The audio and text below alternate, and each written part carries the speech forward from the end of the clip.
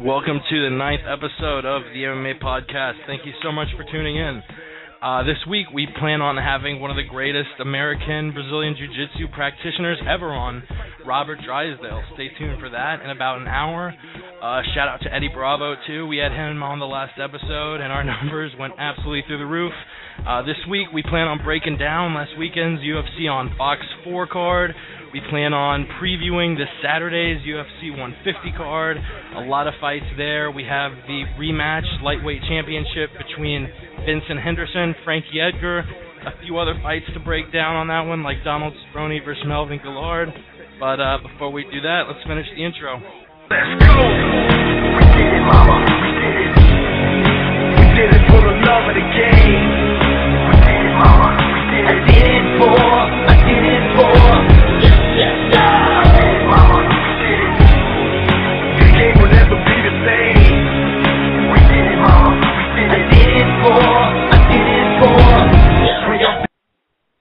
And like we said at the top, thank you very much for tuning in. Big thanks to Robert Drysdale, too. He will be on in about an hour.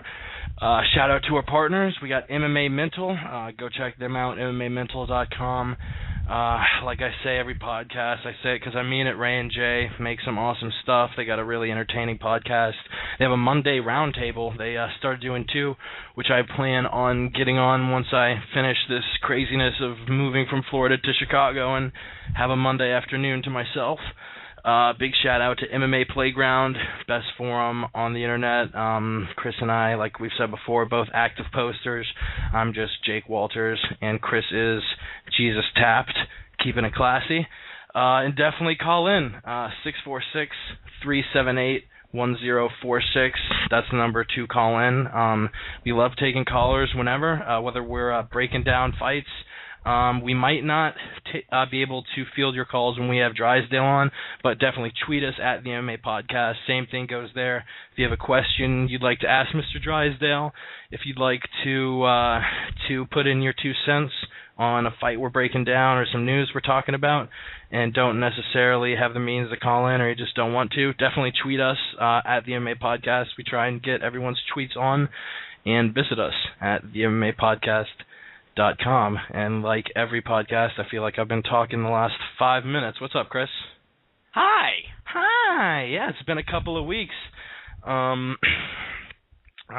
don't want to say anything negative about Blog Talk Radio because, you know, it's definitely a nice service, but they kind of fucked us last week.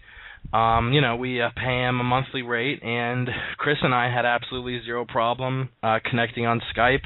We were talking to one another, but Blog Talk Radio did not want to let us connect, and being as that's the way we broadcast our podcast, we weren't able to bring you an episode last week. So we got twice the amount of news as usual, and sorry for missing last week, but yeah, it's been a couple weeks. It's nice to be back on. That Eddie Bravo podcast seems like it was forever ago, but that was our most recent pod.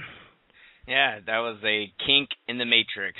You know what happened the other week. It was just some fluke, and I doubt it will ever happen again. Yeah, you know, there have been a lot of different things I've picked up over each podcast. You know, things like check your DM inbox often, so you know that Mark Hominick isn't frantically telling you to stop blowing up his house phone because his wife and baby are asleep. And last week we learned that you gotta get on top of Blog Talk Radio to make sure the wheels keep turning.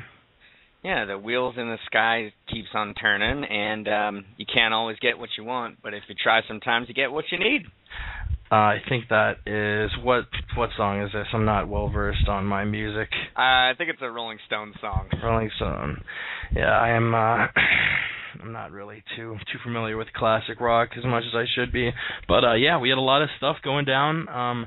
We would have previewed UFC Fox on 4 last week. A lot of news was coming out about that. And it kind of an unprecedented move. Dana White, a lot of times Dana White will say the winner of this fighter and this fighter will face off and get a title shot.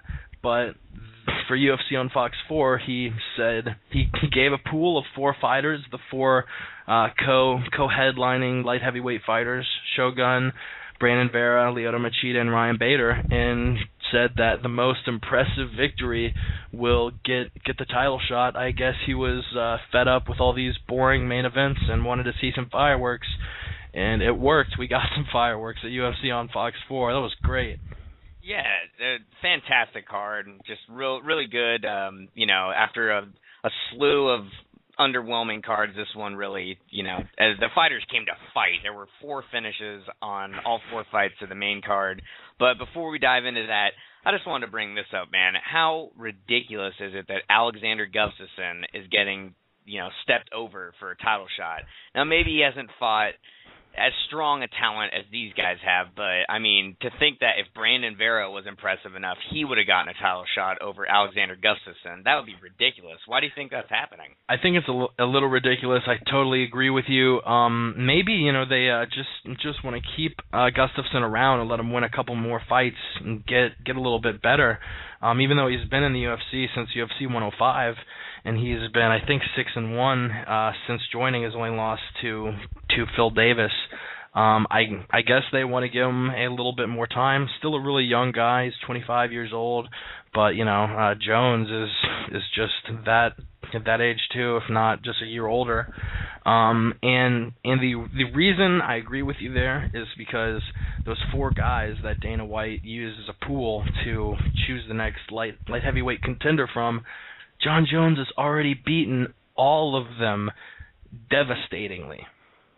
Yeah, and Gustafsson, I think, has that kind of style that could really give Jones problems. He's got excellent defensive wrestling, training with Phil Davis. He trains out of Alliance, and he just has a wicked striking game, and he's super mobile and active for a 205er. So he's like a light heavyweight.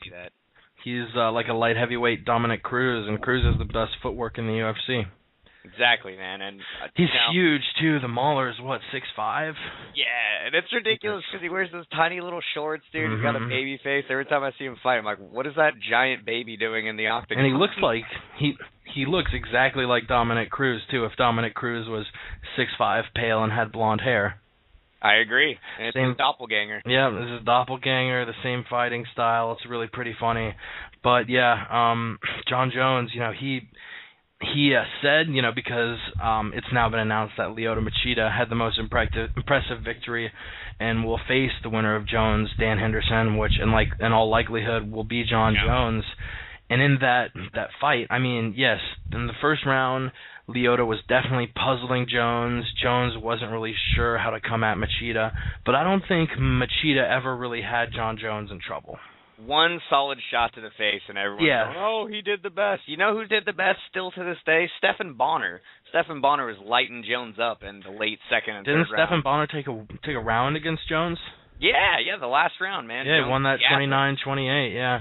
Which also proves how much John Jones has come along. I mean, in, 2-3 years, he goes from losing a round to Stephan Bonnar to absolutely crushing the who's who of the light heavyweight division. Shogun, Lyoto, Rampage, Rashad. Bader. Can't forget Bader. And, it's just funny. You're right. I can't really compare the early 2009 John Jones to the one of today. That's a good point.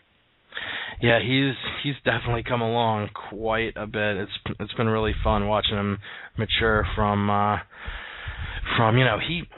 he just started MMA too. I think his first fight was in 05, 06 or something.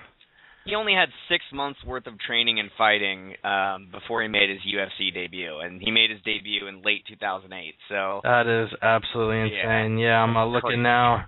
Yeah, his first professional fight was April 2008, and his first UFC victory was August 2008. And yeah, just going up the list, he's gotten better and better and better. And we'll actually see him fight within a month at UFC 151 against Dan Henderson. I'm really looking forward to that. I'm very excited, and it's kind of funny too with all the guys out there that Joe Rogan thinks that if Dan Henderson wins, he's the greatest mixed martial artist of all time. And I mean, I don't know if I agree with that. I mean, you're going to go over, Anderson or even though he beat Fedor, I think he's done really well and done some amazing things, but to call him the best ever because he beats Jones, I don't know about that. What do you think? It's really hard to compare a guy like Dan Henderson, even though he is on a really great streak. He has losses in his UFC career. Definitely one of the best of all time, and I think he's already one of the best of all time. But to call him the best, you really can't fuck with Anderson Silva's legacy. Yeah, not at all. And I know this is off topic, but I just looked at my Skype to see who logged in, and it was none other than Patrick Berry. You chatting up with Big HD? Oh, I've tried, man. I think he just gets on there to talk to hot chicks and spit his game, but that's all good. At least I have him on my list. Hey, that's not creepy at all. No. Not at all. Yeah, so we were talking about UFC on Fox 4. All great fights. Even in the prelims, we had some great fights, and I guess let's start off with those two main prelim fights. That was Wagner Prado was very, very upset when the referee called that a no contest because he was poked in the eye by Phil Davis. I was about to say yeah, but I stopped myself. I gotta stop saying yeah before every time I say it.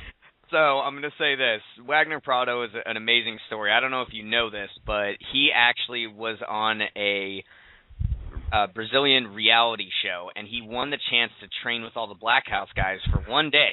And he impressed everyone so much there that they invited him to come and live with them and train with them full time. He's now 8-0 since then, and he was making his Octagon debut. It was an amazing moment for him, and I really feel bad for the guy for how it played out. Yeah, it was only a minute and a half in.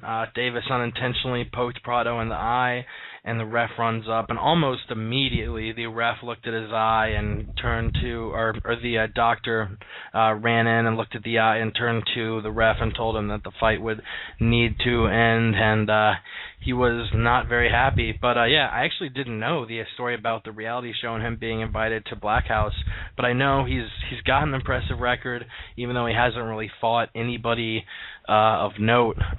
He's 8-0, 6 of his wins coming by TKO or KO in the first round. Definitely a guy who loves to get out there and brawl, and I would have loved to see what would have played out in a full fight with Phil Davis. I'm hearing there might be a rematch. I'm not sure what the word is on that. Yeah. Yes. They are tentatively planning it, and, there's unfinished business there. But what's amazing, you think, okay, well, a guy gets the chance to train with, these people, Black House guys after one day, so he made a good statement. But what makes that more amazing is the fact that the guy had 0 fight experience before that. None. Do you know what his background was? Was he, bagging groceries, or? I would have to say probably a soccer player. I mean, yeah. I'm not nationalist or racist or anything, but, Yeah, he's been doing it for a while too. He's been fighting people since 2009, slowly building up that 8-0 record, and this definitely won't hurt his UFC stock at all. Even though he is obviously very upset, he almost looked like he thought he lost the fight as a result. I mean, he was screaming. He was so upset.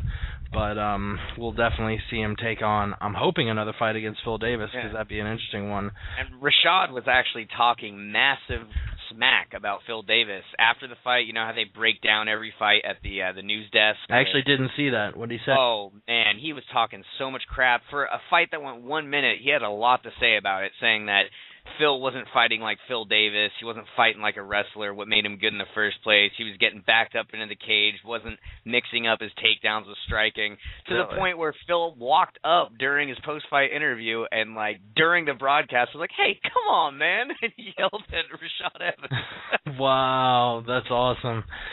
Wow, yeah, Davis, Evans isn't really somebody you take it that seriously, but he's always been trashing Davis. I remember when I think Boss Rutan was gone from Inside MMA and he had different fighters taking his spot. Rashad Evans came in and was a co-host along Kenny Rice for Inside MMA, and they did a clip of Phil Davis, and I'm not sure exactly what Phil Davis said, but he said it in that high-pitched, squeaky voice, and Rashad Evans couldn't help himself and just made fun of that voice over and over and over and over. Yeah. Yes. So, essentially, what I was going to say is that Phil, he has a lot of work to do to become a true mixed martial artist. He has a very strong top submission game. He's really good with locks and has an amazing wrestling game. But when he's out there and setting up his strikes, he looks like he's on roller skates. He looks so uncomfortable striking that he just kind of slides around, and Rashad really capitalized that in their fight. So we'll see what happens. I mean, I think Wagner Prado is very green, but so is Phil Davis, and I would give Prado a legit shot at knocking his ass out in the rematch. Did you see the new Sprite commercial with Phil Davis in it? No, I didn't. Yeah, Phil usually comes across as a nice harmless guy, but he looked pretty goddamn intimidating in that Sprite commercial. Basically, I guess, a couple guys are arguing over Sprite or something. I forget exactly what happened, but it basically ends up with Phil Davis trying to leg lock or calf slicer or do something weird to the guy's leg, and he has just this horrifying look on his face. It's pretty funny. Yeah, well, he is an ectomorph or an esomorph or a mesomorph, whatever you called him that one time. Yeah, he's a mesomorph, so he's just naturally intimidating. That's very true. He is one of the scariest looking dudes, just as far as dudes who step up on the scale when they're all drawn out and flex it up. That dude looks like he's not even a human. And he's still ripped, even all drawn out. He's still shredded up. Oh yeah, that's ridiculous. Oh yeah, for sure. But yeah, that was sad to see a no contest in that fight. Nam Phan beat Cole Miller via split decision. I agreed with the judges. I gave the first and the last round, and Nam Phan. That was a really exciting fight. I thought, when it went down, that it was a candidate of fight of the night. Nam and Cole, two legit black belts, threw down on the feet, and to be honest, it kind of pissed me off, man. As exciting as it was, I would have loved to have seen those guys take it to the ground, see some beautiful jiu-jitsu. We didn't get that. They decided to stand and bang, and Nam Phan is easily one of my favorite featherweights just because of how awesome his timing and distance in boxing is, and he rips those body punches beautifully, so I'd love to see him get maybe a Dustin Poirier in his next fight. Yeah, he definitely deserves a top 10, 15 guy at his division, and Cole Miller's got a lot of impressive victories in his career. I'm looking now. Yeah, he's beaten guys like Dan or like Ross Pearson. I was about to say Dan. What's his nickname? Lozon. Yeah. Dan Lozon. You did beat Dan Lozon. Yeah, but what's his nickname? The Upgrade. Or, oh my God. Or something, because he was supposed like to be that. he was supposed to be the better version of Joe Lauzon, which we all saw how that panned out. Kind of like Josh the Fluke Grisby. Mm-hmm. It's funny we bring up Joe and Dan Lauzon. They're brothers who train together. There are so many groups of brothers who train in MMA with one another, and the top two who come to mind to me are the Lauzon brothers, and most recently the Hua brothers recently broke up and stopped training with each other. We'll talk about that later on in the news segment. But Ninja and Shogun are no longer in the same camp. Yes. Yes. That is correct, Jake. That is correct. if you don't have anything more on Fan Miller, I guess we can move on to the main card. And Mike Swick putting his name back on the map. You know, he seemed like he was a top guy at his division for so long. You know, kind of disappeared for a while, and went over to Thailand, I think, and started training a bunch over in Phuket, and came out, beat DeMarcus Johnson in the second round with punches. Mike Swick's back at the welterweight division. Glad to see him back. He had esophageal spasms or something like that. Yeah, something crazy. And, you know, DeMarcus always brings it. Also one of my favorite welterweights, just for the fact that he's got a strong submission game and throws down. Mike Swick is well-rounded. And as much as I want to say that Mike Swick has horrible fundamental striking, he really throws harder than any other welterweight this side of Jake Ellenberger. That guy can throw down. Mm-hmm. Yeah, he's one of those guys who can unquestionably put a guy out at any moment. You know, like one punch. Mm-hmm. One punch. Like a Dan Henderson sort of guy, a Brad Pickett sort of guy. Yeah, it was really great seeing Swick come back. And yeah, I wrote down a couple notes on the fight actually when I was watching it. Seeing, yeah. You all professional. Yeah, well, professional. Mr. Profesh, yeah. Yeah, that fight, I think the first round went to DeMarcus. You know, he dominated it in the first stanza standing up, and then took him down on the ground, tried getting him in a rear naked choke. Swick was getting out of Johnson's submissions, but then a minute into the second round, that was just a beautiful, beautiful right hand. Yeah, his right hand is dangerous, and he may not have one punch power, but his swarming ability is incredible. And the way he scooped up that kick and dove in Dan Henderson style was really impressive. Yeah. As far as who he should fight next, I'm thinking of guys that are on a win streak that makes sense for him, and I'd love to see him face Matt Brown personally. Yeah, that would be a pretty good fight at welterweight. Brown just kind of derailed the whole Wonder Boy train, putting Stephen Thompson on his ass, which I'm really interested to see if Thompson's able to come back and build up a little bit of a wrestling base. I don't know, man. That guy is so that was embarrassing, but that dude is so amazing with his karate. He's spectacular. I've watched some of his bouts from back in his karate days, and just the way he would move around and dominate those guys. It was really amazing.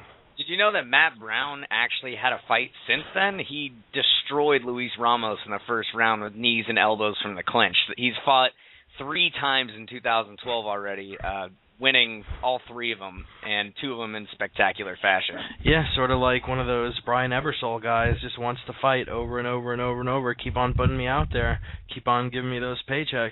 Well, it was sad, too, because the guy went on a 3-fight losing streak, all by submission, and 2 of them in the first round, and the other one in the second, and they were all by either a rear naked choke, and then I think Lytle got him with a mounted triangle plus a Kimura. That was pretty embarrassing, but he's turned the corner. He's doing something right, and I'd like to see him face Mike Swick. Yeah, his last 4 losses coming by second round submission, which sounds a little bit Sonnen-esque.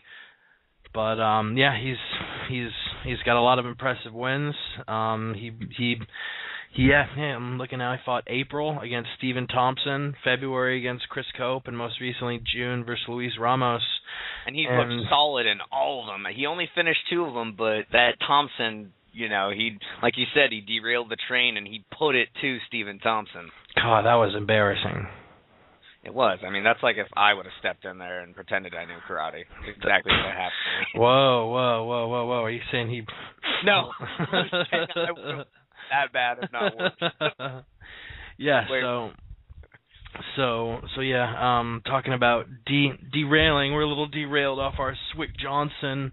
I'm not really sure how we got to talking about Matt Brown and Stephen Wonderboy Thompson. I thought he'd be a good matchup for Mike. Oh, yeah. Get the mind, and you know, it's just a stream of consciousness.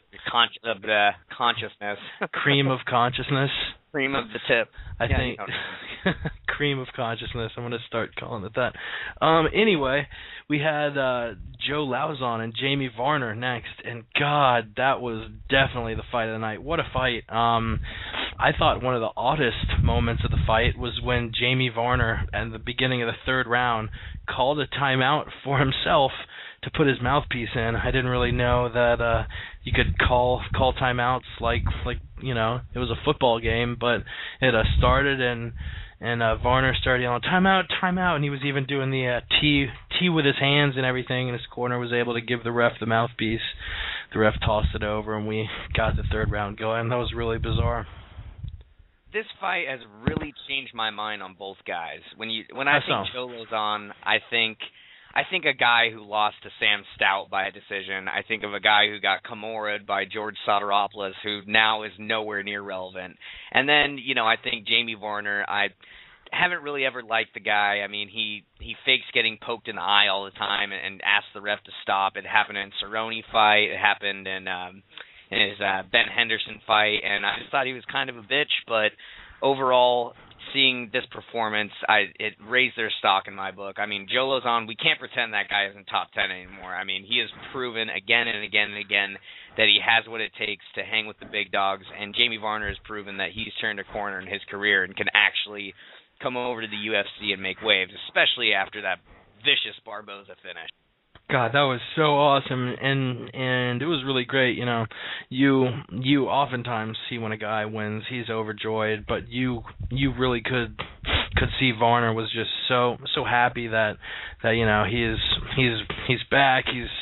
He's verified as a true UFC fighter, and he actually had been in the UFC before. I think he fought at UFC 62 and 68, lost to Hermes Franca, and beat Jason Gilliam, but that was back in 06 and 07, and I'm sure even though he lost, it obviously hurts his stock, but I don't think he's in danger of getting cut from the UFC anytime soon just because of that devastating victory he got against Edson Barboza. First round, just threw those punches, so nice. I never thought, after seeing after seeing Jamie Varner get completely manhandled by Dakota I Love Cochran, I never thought he'd come back. Wow. But do I get too bold here? No. Wow, I've just never heard that one before. I just came up with it, dude. You like it? Huh? But that was a great fight overall, back and forth. He had Lauzon hurt. There was some wonderful grappling, and Lauzon really got to showcase his boxing because I never thought of that guy as a legit striker, but he obviously is putting the work in, and that triangle choke, during a transition was just a thing of beauty. Yep. And both of them looked impressive. And Joe Lauzon actually got 2 bonuses. That fight got fight of the night, and Joe Lauzon got submission of the night for that triangle choke. So that was super impressive. Actually, if you would give me 1 minute, Drysdale is actually giving me a text. I gotta type. No problem. You want me to take the reins? Okay.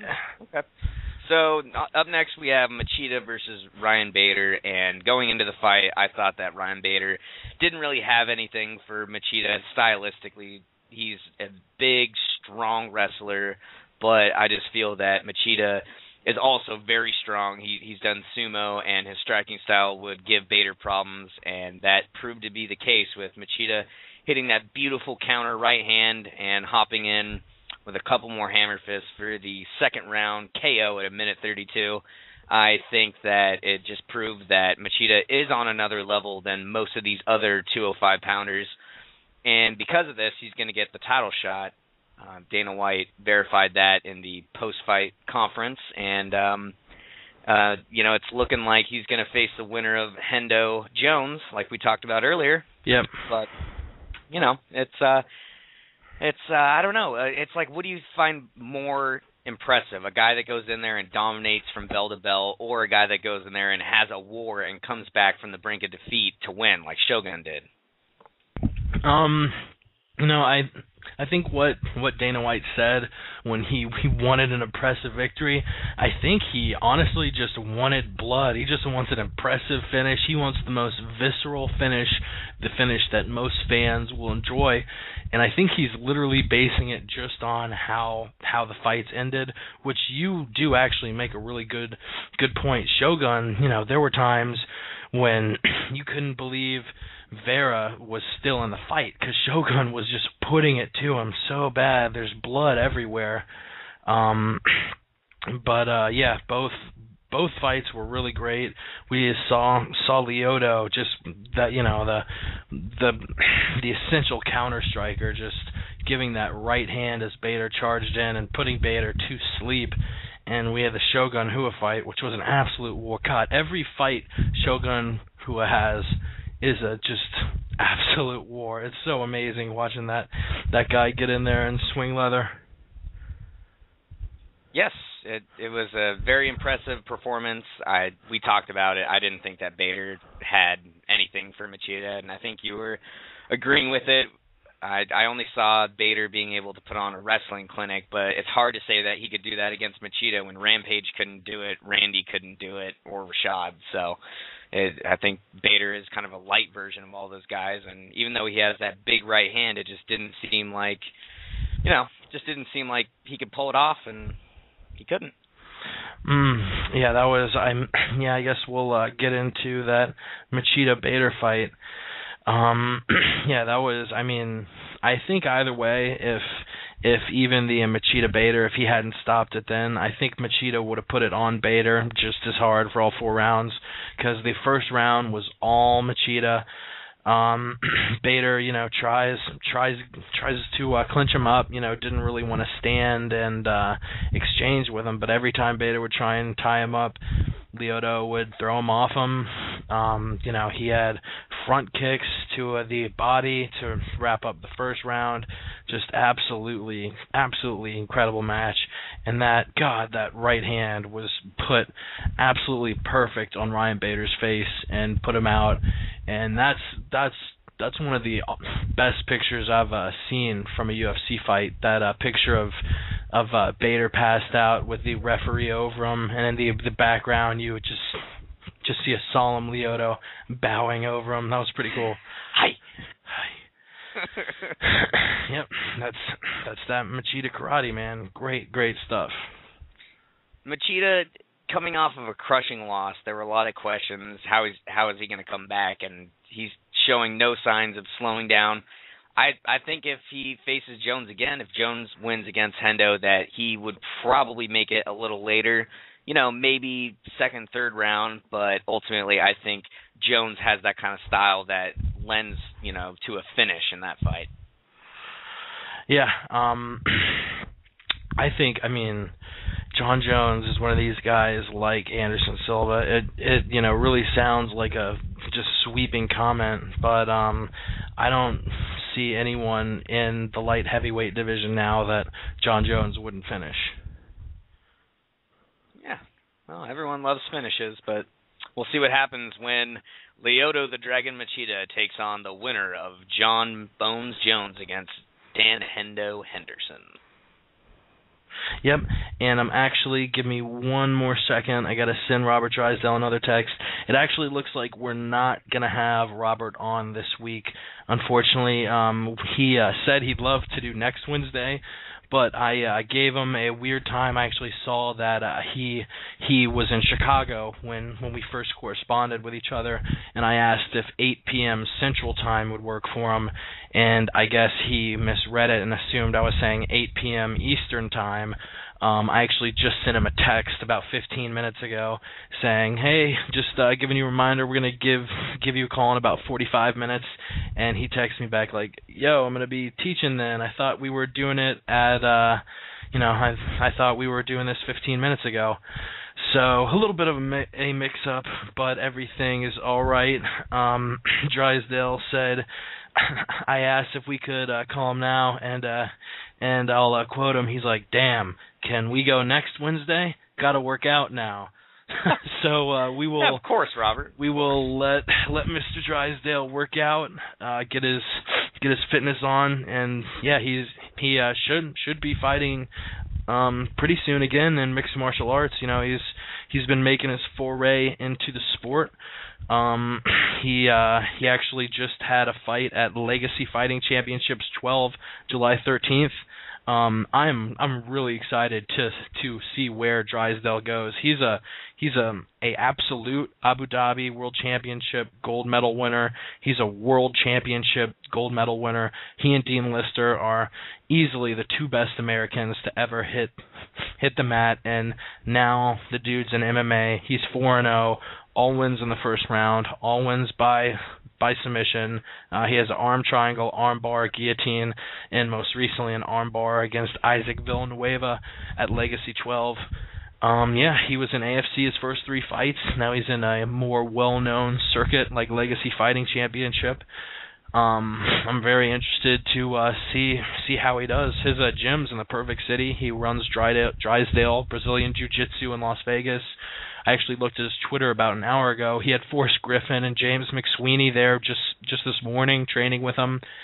Trains with guys in Vegas like Frank Mir. And I honestly think he's the 205 version of Frank Mir. You know, obviously his big go-to is his jiu-jitsu, and he's one of these power jiu-jitsu guys. You have guys like a Marcelo Garcia or a Zandy Ribeiro who are just so absolutely cerebral and know every move. You know, from here I go to there, from square 2 I go to 3, from 3 I go to 4, from 4 I go to 5. Just absolutely cerebral. But you gotta love these jiu-jitsu guys like Mir and like Drysdale who are just as cerebral as guys like Garcia. But not only can they rely on technique and what they do, but if they get you in the right spot and they crank, they can do a lot of damage. That was a beautiful breakdown, sir. I'm kind of flabbergasted right now. Yeah, no. I was telling you earlier, I think a dream, like if, as far as jiu-jitsu matches go at the light heavyweight division, and maybe even in MMA, if I wanted to see any mixed martial arts fight with 2 top-level Brazilian jiu-jitsu guys at a certain division, I'm not thinking about it. You know, you have what's his name? What is the guy who Nick Diaz backed out of that fight against? Braulio Estima. Braulio Estima, yeah, he's going to be fighting at welterweight, correct? Braulio? Yeah. Braulio? No, he fights at 205. Really? Or middleweight. I mean, it's in between. He's a big guy.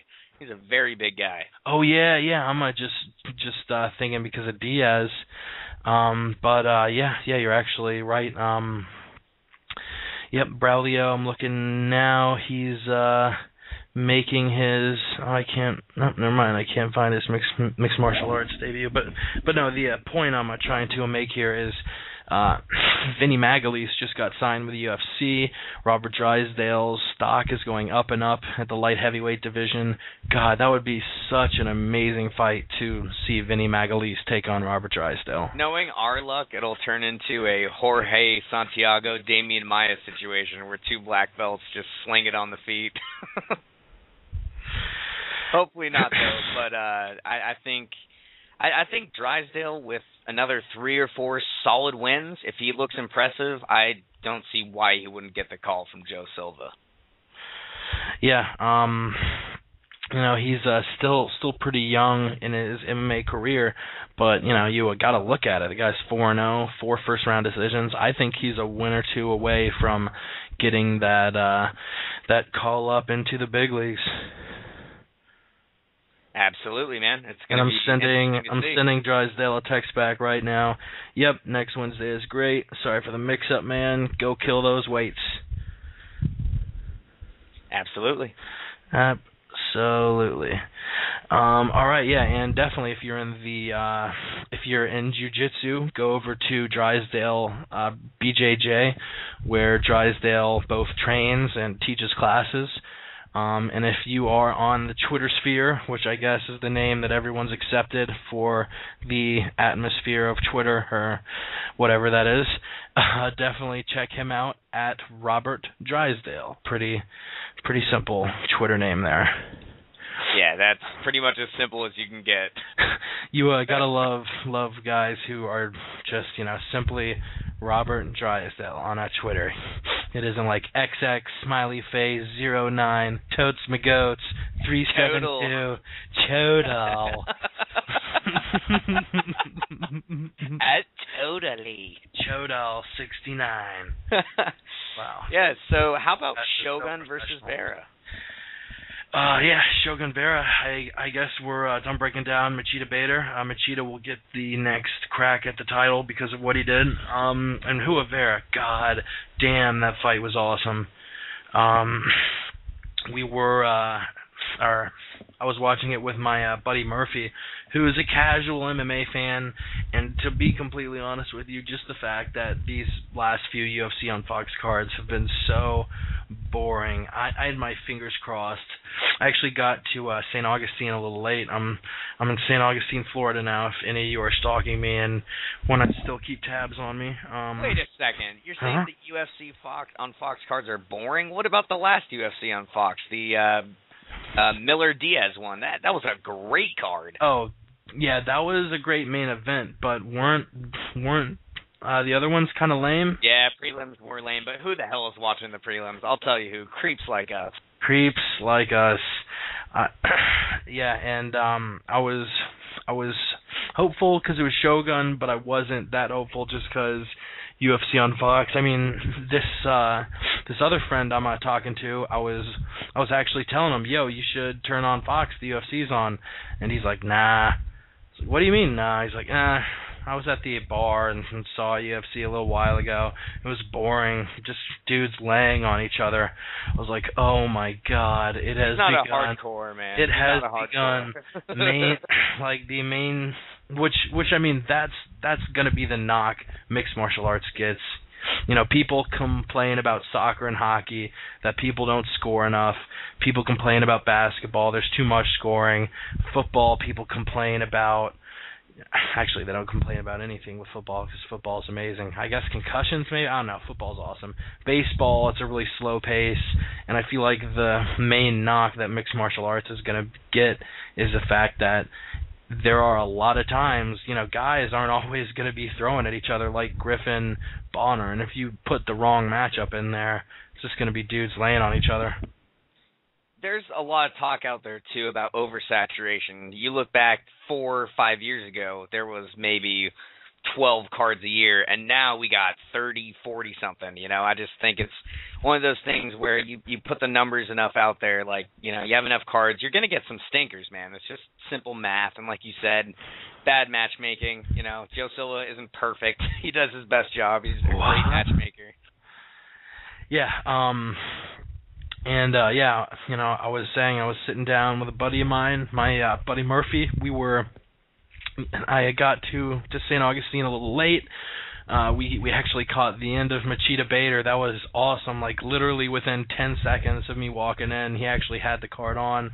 And Bader's walking forward, and Machida catches him like, oh, yeah. And between fights, we had time to pour up a couple brews, catch up, and Shogun Vera started. And I was like, all right, please be a war, please be a war. And the MMA gods answered me. Holy shit, was that a war? Shogun proved that even though he has gas issues like he had in the Henderson fight, that he can still hang with the best, man. He's one of the best in the world, and he has 2 Fight of the Year candidates back-to-back. I mean, that's saying something to me, man. I'm looking at it as a whole, not just based off of that performance. And a lot of people say, well, it's Brandon Vera. But the one thing that we've learned is that Brandon verified that he can hang with the top. I enjoy what you did there. I've been sitting on that one for a while. Yeah, you can't really knock Brandon Vera too much. He is 1-3-1 or 1-3 with 1 no contest in his last 5. The no contest because he was fighting Thiago Silva, who tested positive for horse urine after the fight. losses to legends like John Jones and Randy Couture. I really don't think his stock drops too much with his loss to Shogun, because he was getting messed up. He was obviously not totally with it. Shogun was landing some great punches and kicks, and Vera kept on walking forward. Vera was throwing high kicks. He kept on, fighting. He wasn't just walking forward. He was attacking Shogun, even though he was pretty fucked up. They basically went out there and left it all out in the cage. When Brandon Vera collapsed after that last blitz by Shogun, he rolled over with his eyes closed. He left everything he had, and he looked pretty spectacular in a fight against one of the best in Shogun. He was stringing up some amazing combos, and a lot of people say Brandon Vera never lived up to his potential, never proved anyone right with all of his talk about being multi-divisional champ, but he proved it, that he can actually sling leather, man, with the best of them. I think his win against Frank Mir may have done more against him than for him, because ever since he beat Frank Mir back in 2006 during that UFC title eliminator, everybody expected the world of him, and it was almost like, all right, you win the UFC championship or you're a failure. And even though, I don't really see him taking the belt at 205 or 265, I think you'd be remiss to call this guy's career a failure, because he's put out some performances, and his last two fights have been great fights. He beat Elliot Marshall by unanimous decision at UFC 137, and just now recently beat Mauricio Rua. Beat Rua? Sorry. He, I think his stock went up though, even though he lost to him in the fourth round. I would like to see Vera fight another top 20 guy next.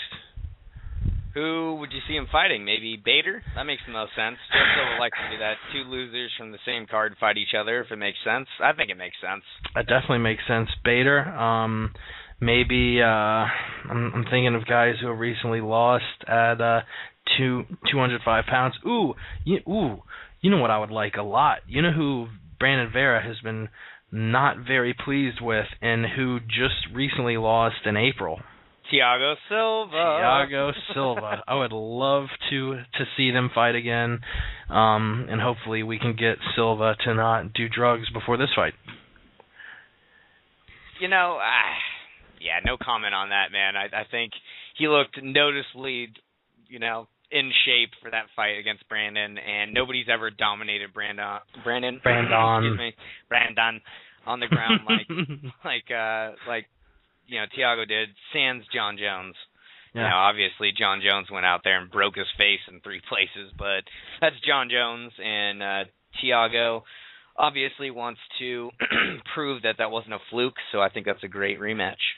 Yeah, I'm looking now. I don't think, actually, funny enough, Brandon Vera replaced Thiago Silva on this card. It was originally supposed to be Thiago Silva versus Shogun July 21st at UFC 149, and Silva was pulled out because of an injury. UFC 149 ended up being headlined by Faber Barao, and they moved Shogun Vera to the UFC on Fox card. A lot of moving around. There have been a lot of injuries this summer with the UFC. I think Shogun would have absolutely dismantled Thiago Silva. Yeah, I don't see how Thiago could win that fight. And it feels like at least the last couple of years, summer has been a flare-up time as far as UFC injuries. I know this summer you had UFC 149, where I think literally every fight was affected due to an injury. And last year around this time, I remember we had that Rick Story versus Charlie Brenneman fight that was originally supposed to be Anthony Johnson versus Nate Marquardt. Then it was Nate Marquardt versus Rick Story. Then it was it was Marquardt Story. Then it was changed Brenneman Story. And Brenneman, we had him on second episode and got to hear what it was like going out in front of his home crowd there. God, was that the second episode? That was the second episode, yeah. yeah, it has, and we're on episode 9 now. We're about to be into the double digits next week. We already had Eddie Bravo, Chris Levin. Mm-hmm. Amazing thing, my friend. Yeah, it was pretty crazy. I was looking back at the Blog Talk Radio numbers.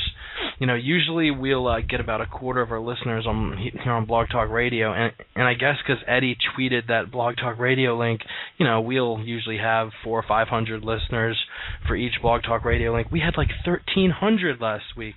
Jesus Christ. Woo! Yeah. And last week, even when we didn't have a show. Oh, no.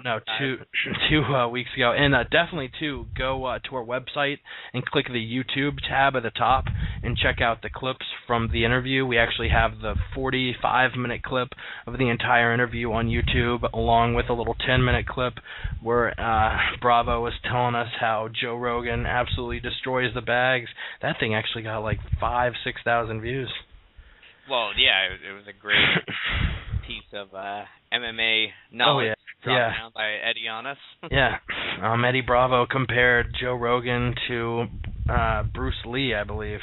I really wish he would have verified my thoughts that when he talked about his black or brown belt being an animal, his student Joe, you know, he referred to him as Joe. I knew he was talking about Joe Rogan, but he doesn't remember.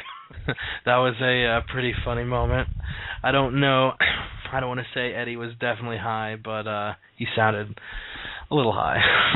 Definitely he was. Oh, yeah. UFC on Fox 4. It was an amazing card. I think the UFC, it was so good. I think it made up for all the previous stinkers the UFC on Fox has got.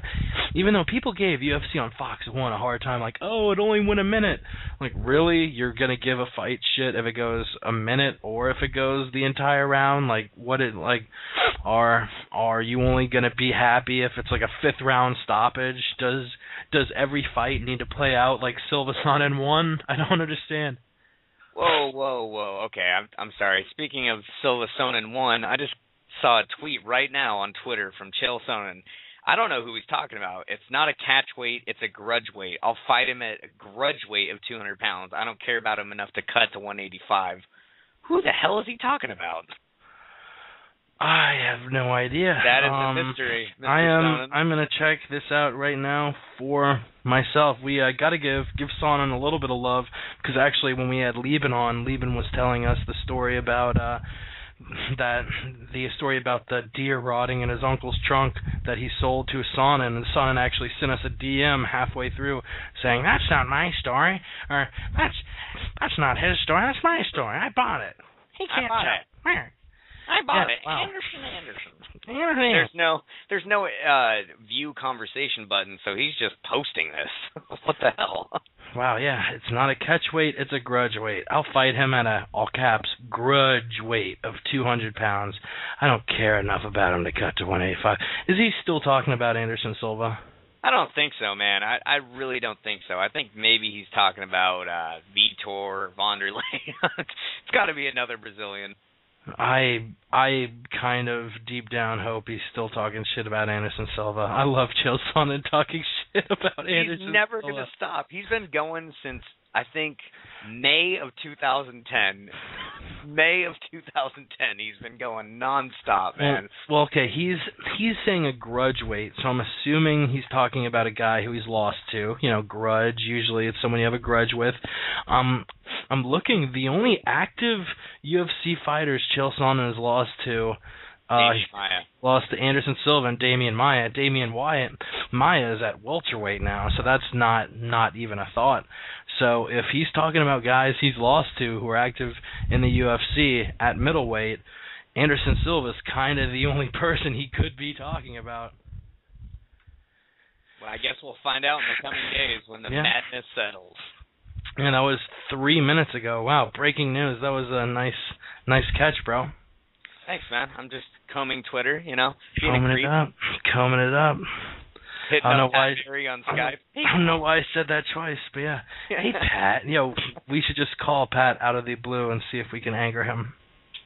You know what? I'll send him a message real quick on Skype. Why not? No, I'm actually going to do that. You take over for a second.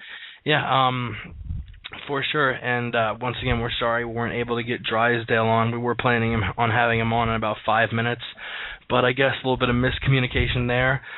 Next week, I guess we're going to have two guests on. We've contacted John Anik, and we're going to be talking to John Anik next week at I think 8:30 Eastern, 5:30 Pacific, about 30 minutes into the podcast. So definitely listen for that. Anik, obviously, the UFC has two announcing teams now. They'll use Joe Rogan and Mike Goldberg for the big pay-per-views, and for the smaller events, the UFC on Fuels, the UFC on FXs, the Ultimate Fighters, the Ultimate Fighter finales. They've been using Kenny Florian and John Anik, and they've gotten a lot of criticism, actually.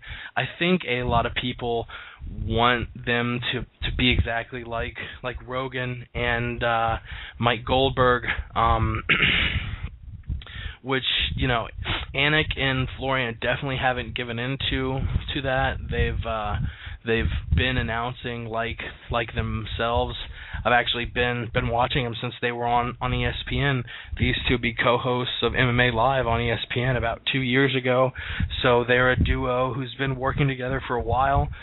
And really looking forward to getting Anik on, asking him what it's like filling that role. He's been with the UFC, I think, about a year now. So that would be perfect. And That's the Dougie. That is the Dougie. So yeah, we're gonna have Anik on. We're gonna have Drysdale on. It's gonna be a good podcast next week. You wanna move along to previewing UFC 150, or of course, man. Whatever you want. Like, it's your show. Or would you like to move on to the news? I would love to preview another UFC, card, because there's a couple guys on there that I'd love to talk about, but it's all about what you want. Yeah, Donald Cerrone is your least favorite fighter, right? Yeah, I hate the guy. I hate him. I hate him. I hate his guts, hate his face, hate his butt. I hope someone eats his face off on basketball. Jesus Christ. No, but Cerrone is one of your favorite fighters, and I'm sure you're pumped about that Gallard fight. We'll get to it in the news section, but Cerrone and Anthony Pettis have been going back and forth with a little... And Pat Barry's offline. Blocked. I hope you don't ever expect to see Pat Barry log on again. Oh, I'm pretty sure he just blocked you. Yeah, he probably did, but it was on a mobile device anyways. I don't think that guy was sitting in front of a computer. Oh well, it was worth a try. Agreed, man. My best work yet.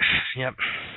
Actually, before we get into UFC 150, you want to get in 10 solid seconds of sports? Let's do it. Let's do that. And the Olympics are underway in full swing. Michael Phelps retires as the greatest Olympian of all time. Usain Bolt's the fastest man, winning the 100-meter in 1.2 seconds. The USA basketball team defeats Nigeria by 50,000 points.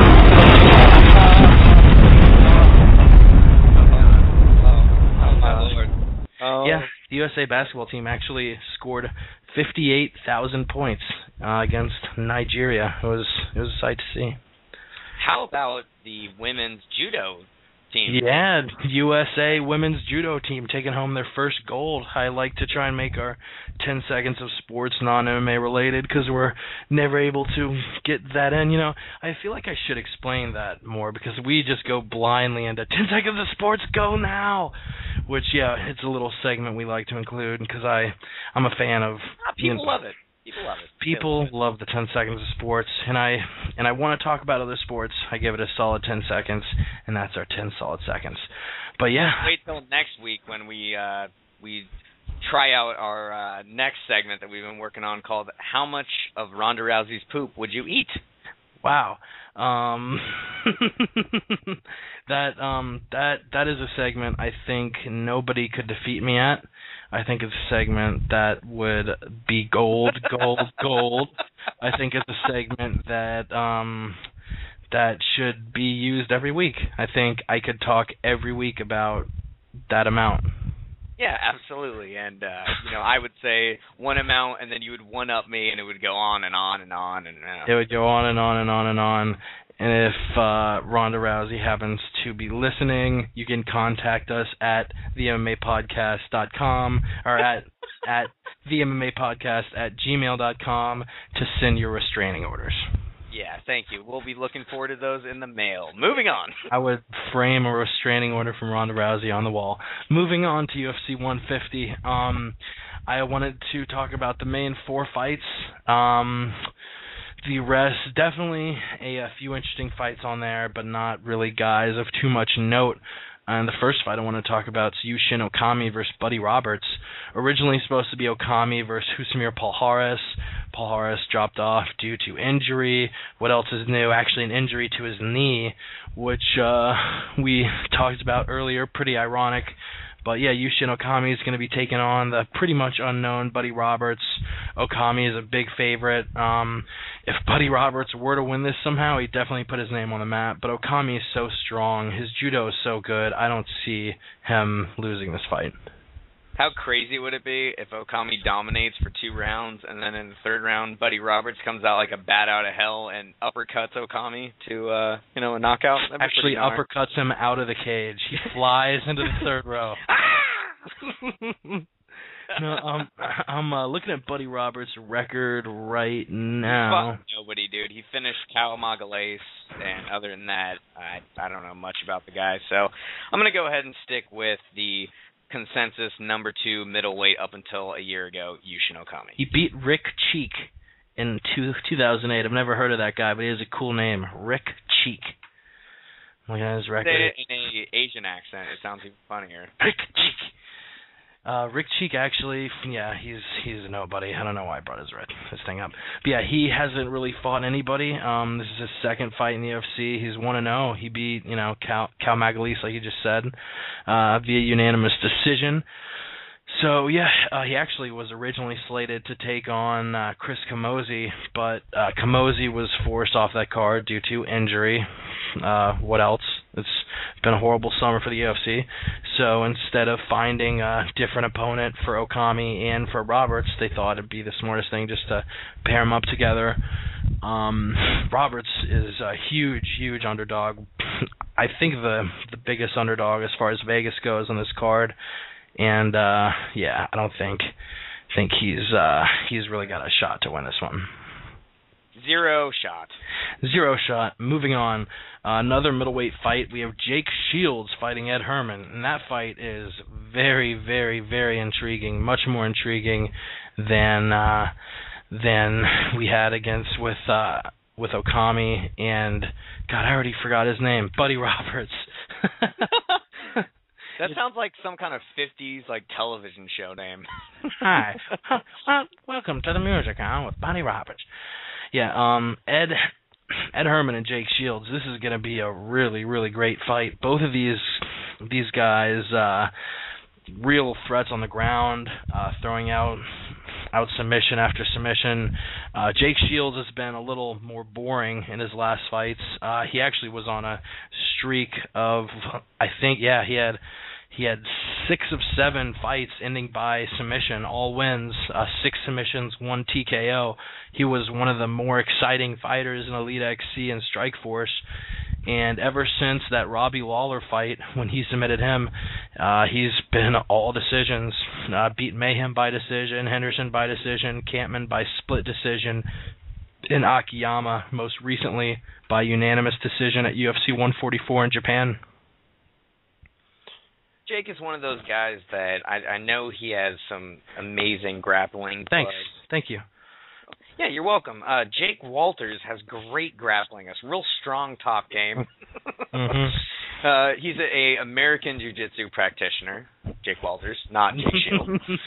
And, he's one of those guys that if he could put it together, he could be finishing folks. But what I don't get is the guy trains at the 209 with guys that are known for finishing, you know what I mean? Yeah.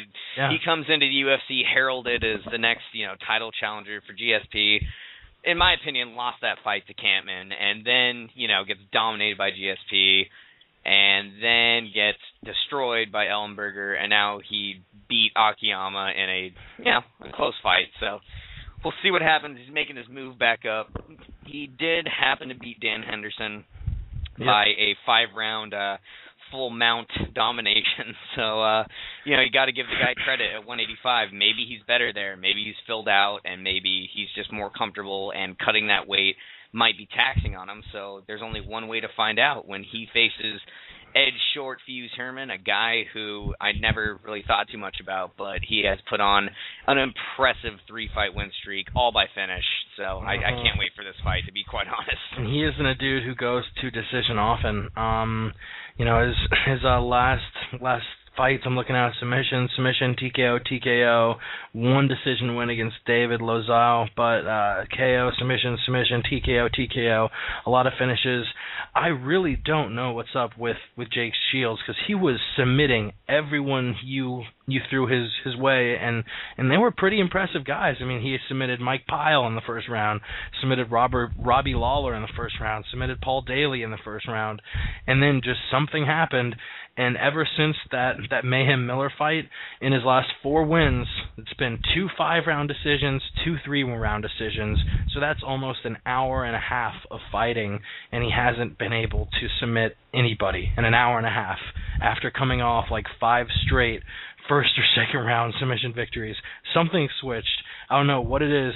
It has been a little bit of a step up in opponent. Obviously, a Dan Henderson is going to be a harder guy to submit than a dude like Robbie Lawler or Paul Daly.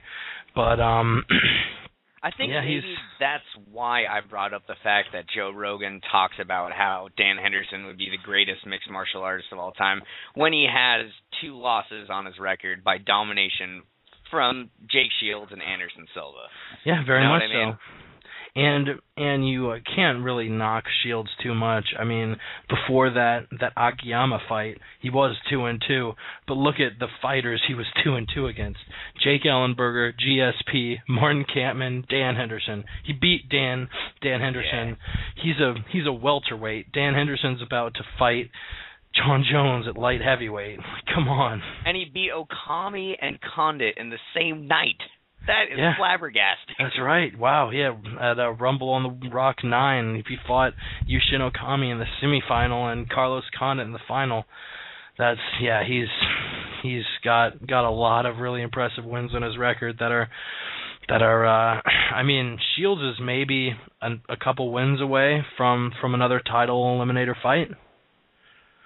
You know what? I don't think so. I think if he beats Herman spectacularly, he's probably another 2 wins away from a title shot, if I had to guess. Mm-hmm. Yeah, just that loss against Jake Ellenberger was so devastating.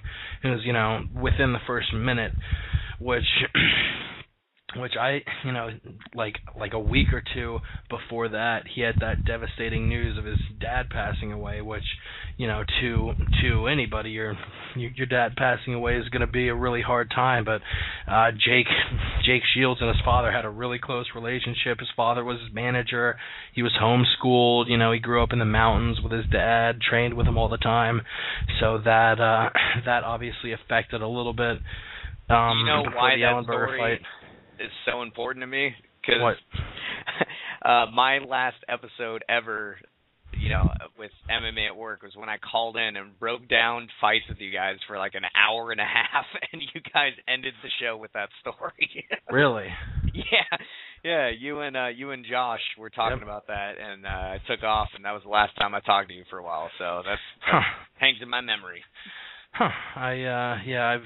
That was a while ago. I was on so much meth back when we did MMA at Work. Yeah, I'm kidding, everybody. I was on heroin, not meth. Yeah, obviously you're not going to do meth. That's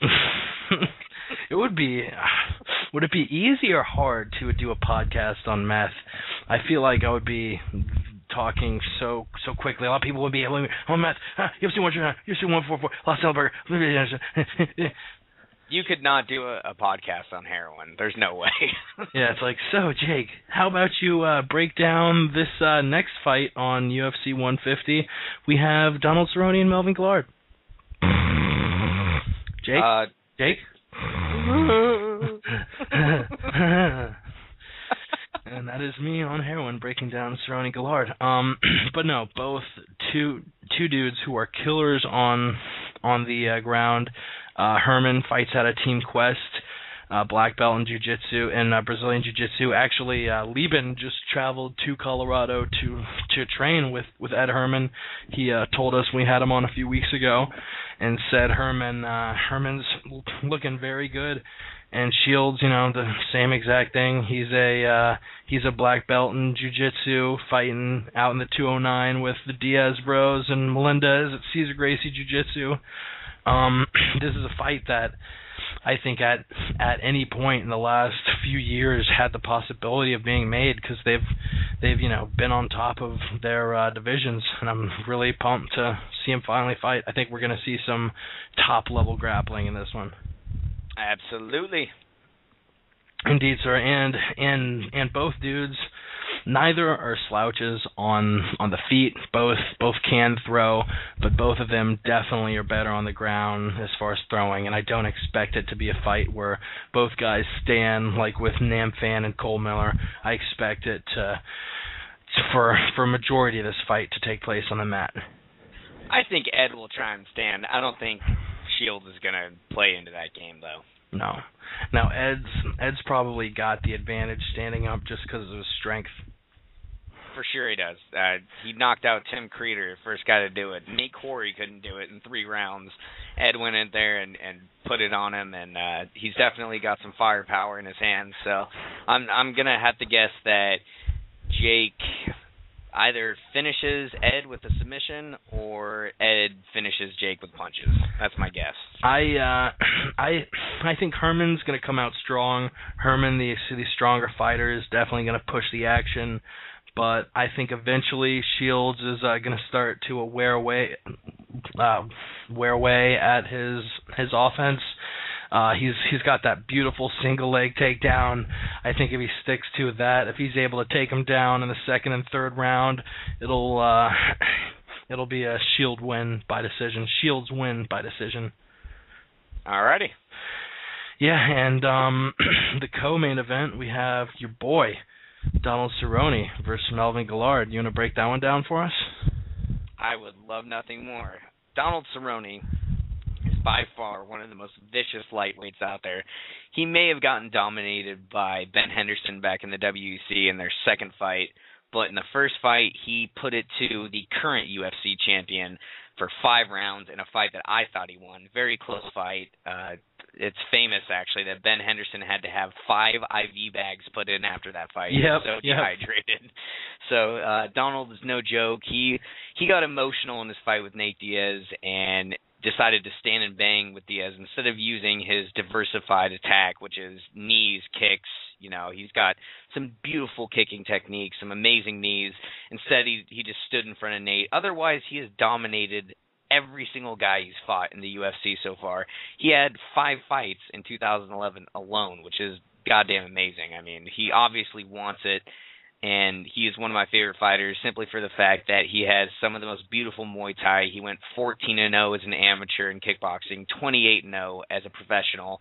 So he's got over 30 fights in professional kickboxing. He really shows it in the cage. And then we got Melvin Guillard, also one of my favorite fighters. He has a wrestling background and has developed some insane power punching, but he has shown a susceptibility to submissions. He can't seem to defend him against top-level guys, and I think Cerrone has a amazing guard game as well as stringing together submissions. Cerrone actually will do a triangle plus an armbar. He'll modify submissions. He's really slick on the ground, so ultimately I see Cerrone winning this one. I think Melvin just doesn't have that kind of defense for what Cerrone brings. Yeah, very, very well put, man. And it was me saying after you talked that time. So the disease is starting to spread. No, but I totally agree with that. Guillard's a guy who really, really can put it to you. He's, talking about strong guys. Yushin Okami is one of the strongest guys at middleweight. And Melvin Guillard is easily, I would say, the strongest fighter at the lightweight division.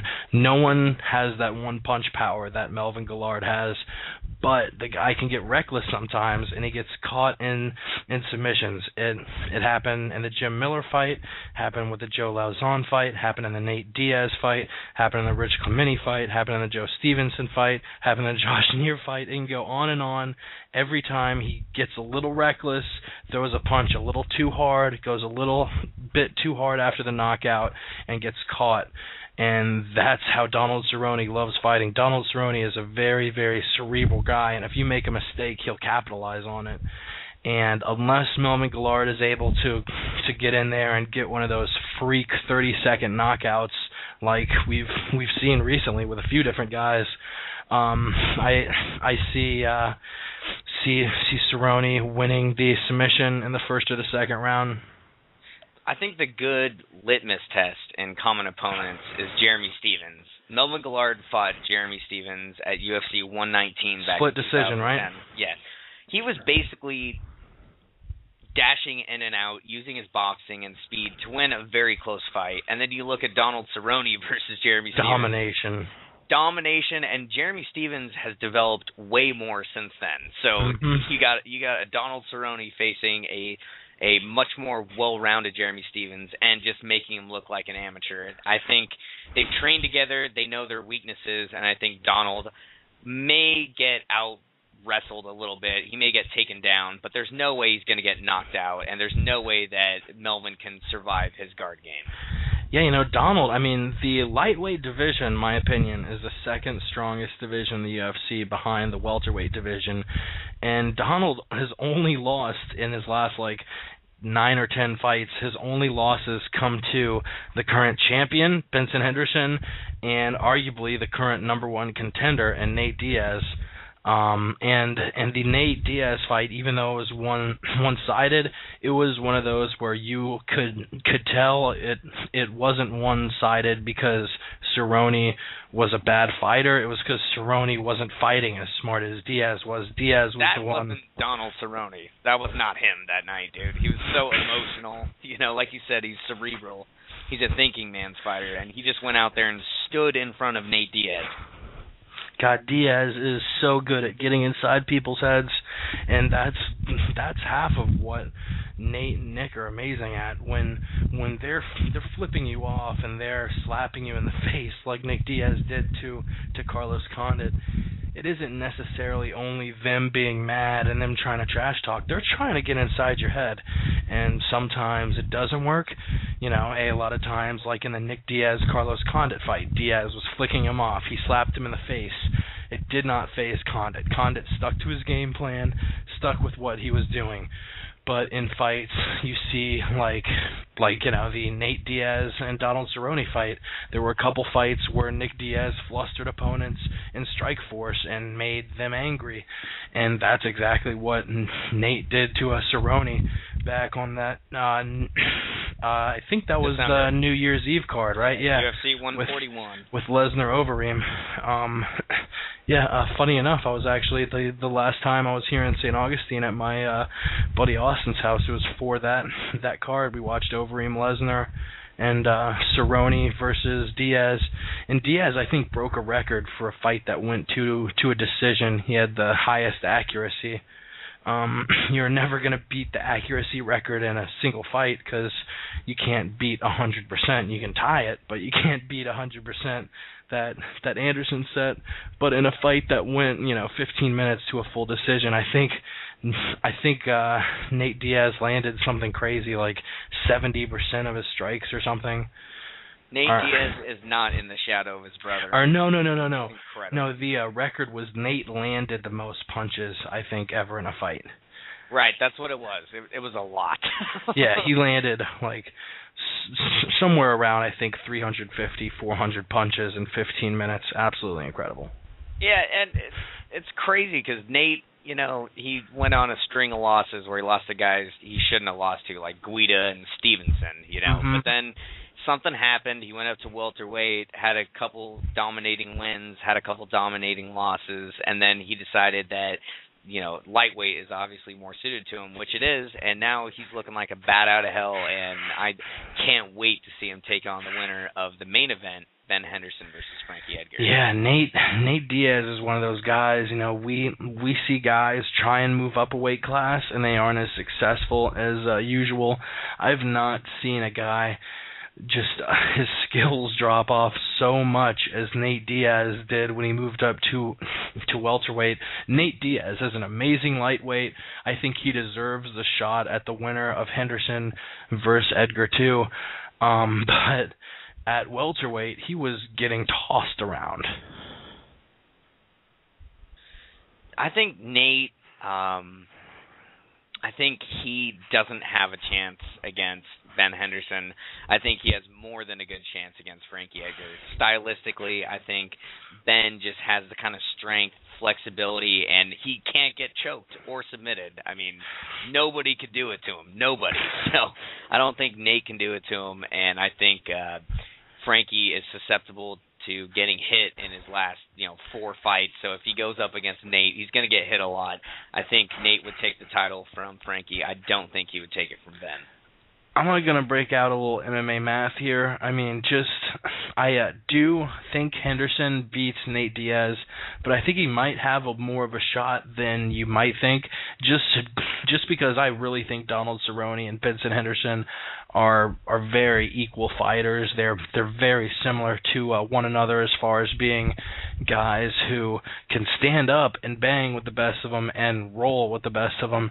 And that 5-round fight that they had in the WEC was easily one of my top 3 favorite fights of all time. That's my favorite fight of all time, sir. God, it just the way not only was it a frantic, high-paced fight, but there were times when Cerrone, it looks like he's already broken Benson Henderson's arm. It looks like it's hyperextending, and there were probably 3 or 4 different times where I cringed because I was like, oh no, Benson Henderson's arm is getting bent up so weird.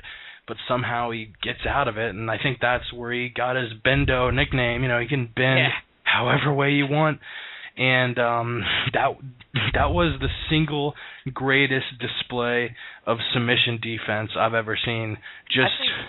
I think that was actually the greatest display of mixed martial arts of all time. I mean, you've got wrestling. It's arguable, bro. It's arguable.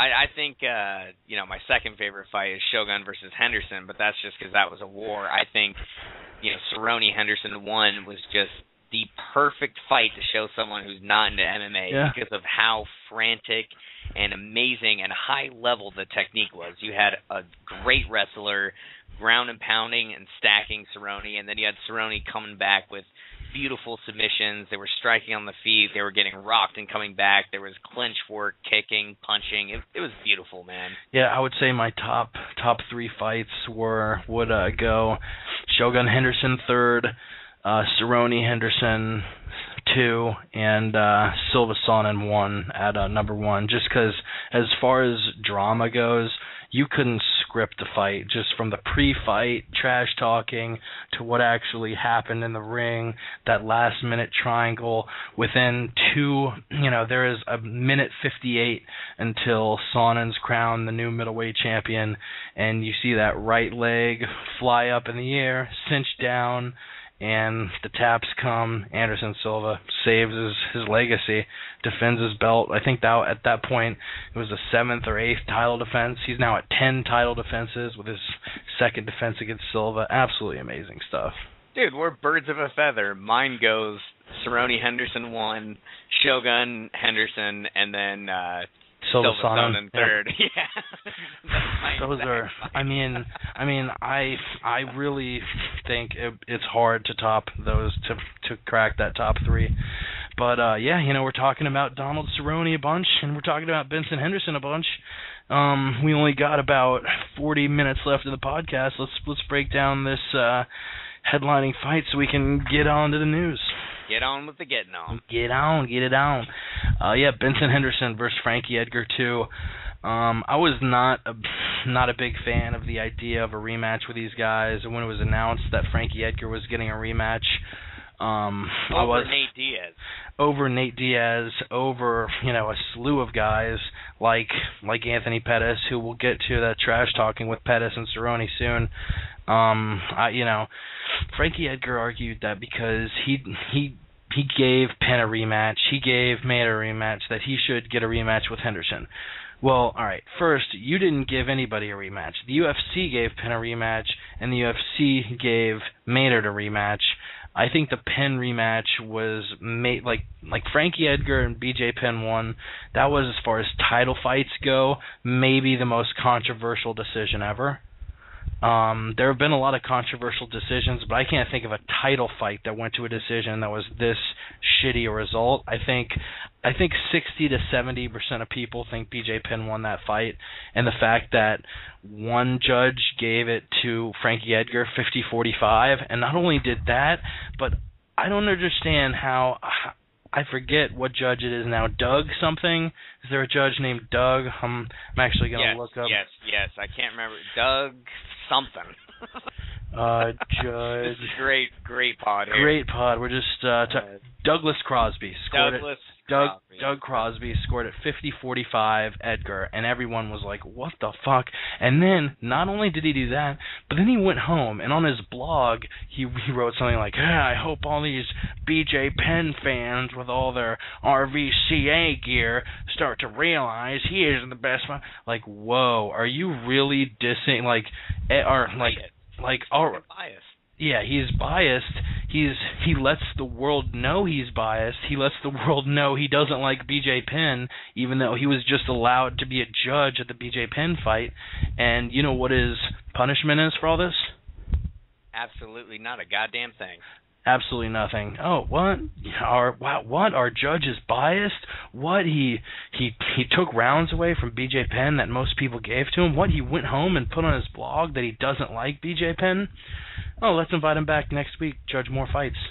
Yeah, Good. These are the same guys. We've gone into so many rants. These are the same guys that came from a boxing judging background. I mean, there is literally no MMA judges, solely MMA, besides Ricardo Almeida. I mean, there's literally no one out there that would be unbiased. And obviously, people are biased. No matter what, you get anyone, they're going to be biased. But if somebody trains mixed martial arts, knows the techniques, and knows what to look for, they're probably going to have a better idea of what's going on than these fucking idiots.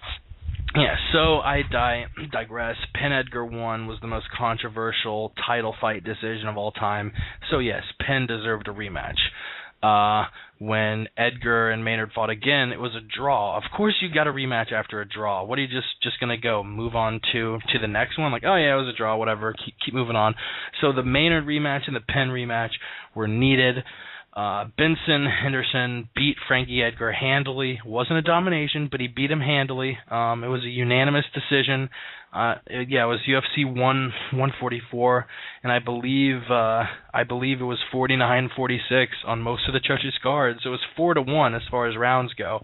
It was not the closest fight in the world.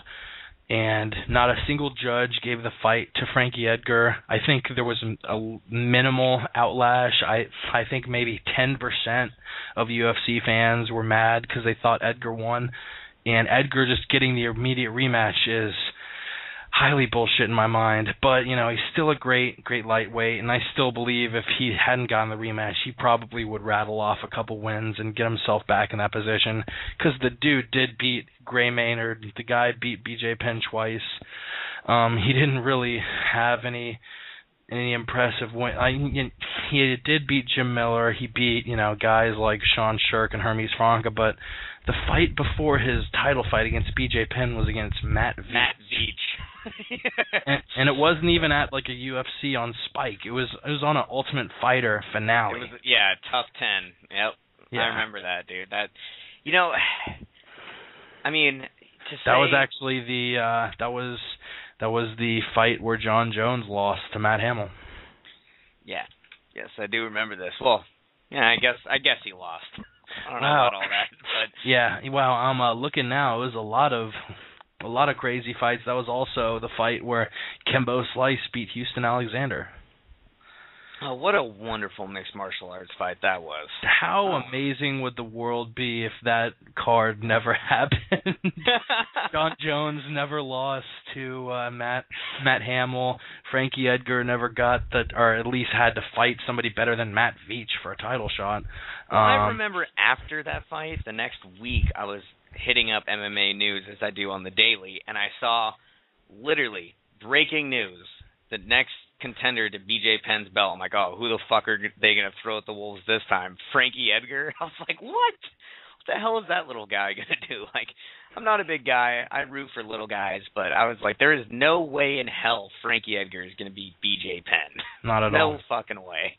Not at all. I was actually going to have a bunch of friends over. I think I've told the story before. I was going to get the pay-per-view, and a friend of mine luckily kind of leaned in and was like, dude, I wouldn't get the pay-per-view. I was like, what do you mean? And at the time, Penn was my favorite fight. I'm like, what do you mean I shouldn't get the pay-per? Oh, no. Oh, no. No. No. And my friend just solemnly nods his head. It's like, no! So moving back to the fight, yeah. I think you had an excellent breakdown. They're selling this rematch on, literally selling it in the promos on Frankie Edgar never loses a rematch. Like, they're literally selling it on that. And I'm looking at Benson Henderson.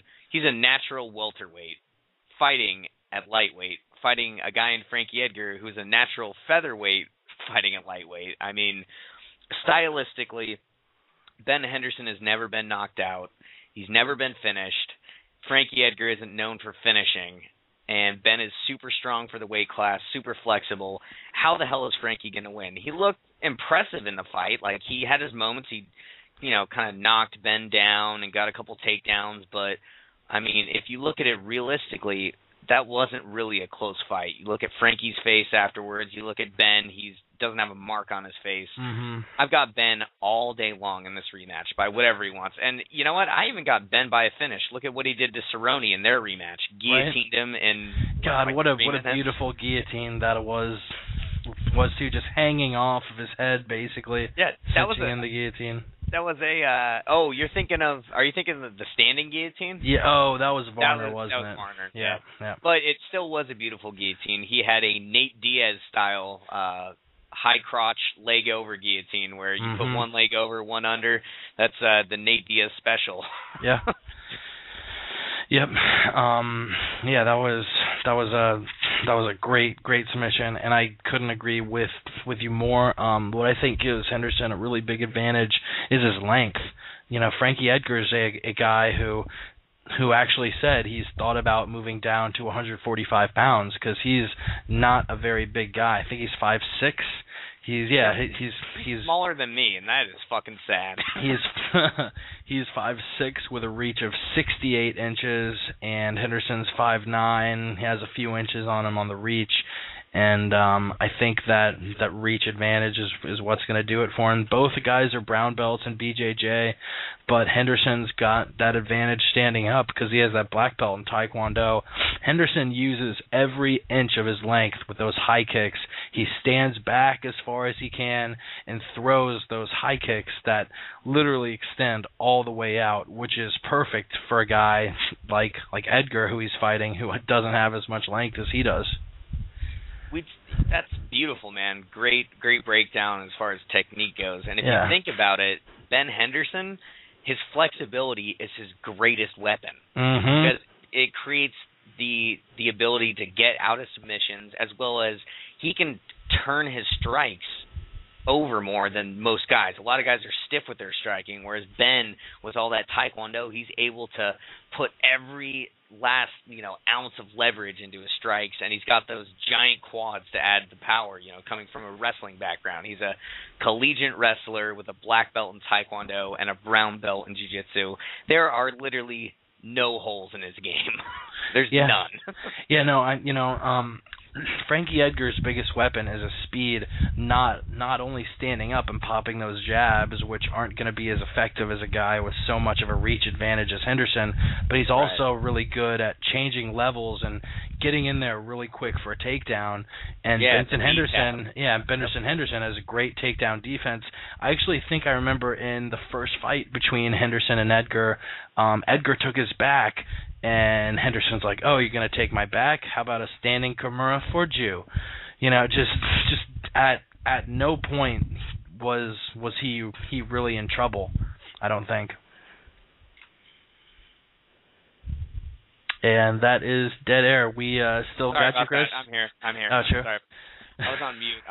I was talking about how Ben Henderson was in a very close fight with Anthony Pettis. That Showtime kick sealed the deal. Pettis is looking at a number 1 contender fight, and Ben Henderson just made an amazing fight out of that. Fight of the year candidate. He's finished Cerrone. Yeah. You know, he came in and he dominated Guida, Bocek, Miller. Like, he put the stamp on Miller like no one's ever done before or since. Mm-hmm. And I think that's the difference. Frankie, like you said, is fast. He's got that lateral movement. But the one thing about Frankie that I can say, you know, looking into it and reading up, is that he is so successful because he mixes in the takedowns, but he also leads his opponents into his strike. He basically feints, someone moves away, and he leads them into his punches, and Ben is going to have none of that. And Ben is a mark of consistency. Even in his losses, he has great stand-up, great wrestling, never lets a guy really dominate him. Even when, you know, I'm looking at his past losses, and really his only loss, you know, other than when he started his career, was that loss to Anthony Pettis. And Henderson didn't look bad in that fight. And if Pettis hadn't landed that Showtime kick at the very end of the fight, it would have been a really, really, really close decision. I think, you know, he is the model of consistency, and if Frankie Edgar wants to win this fight, he's going to need to be better at everything. He's going to need to be better on the ground versus Henderson. He's going to need to be better standing up. He's going to need to work on a lot of things and hope that Benson Henderson hasn't gotten better at those things as well. And that's why I also have Ben Doe by decision. It's funny that you bring that up because I actually saw a post on Bloody Elbow the other day where Frankie Edgar admitted he needs to execute better. It's literally perfect that you bring that up because he knows it, we know it. We're gonna see. Actually, didn't see that, but that's really funny. Yeah. Yeah. He said I have to execute better, which is completely true. You can't get sloppy and lazy and get caught with an up kick in the second round, and then you're on roller skates for the rest of the fight. You can't do it. And I will never count Frankie Edgar out, but I think my take is Ben Henderson finishes Frankie Edgar in their rematch. Yep, and we will see that this Saturday at UFC 150 in Denver, Colorado. Everyone make sure to catch that somehow or another. You either can go to a bar or let the UFC anally fist you by giving them $60. Whoa! Yeah, I was about to tell you I got Dana, for next week on our podcast. No, I really think it's kind of inexcusable that if you were to buy every pay-per-view card in 2011, you'd be spending over $1,000. That's absolutely inexcusable, and it's the UFC just not giving a shit about their loyal fans. I think it's, maybe give a fight plan, maybe, do something like $20 or $30 a month. You get a membership and see all this thing, all of the cards. I guess it's a kind of shaky thing when you can invite a lot of people over. Usually I only buy the pay-per-views when I have, 3 or 4 friends coming over who are all pitching $10 on it. But it's I don't have that many friends. So.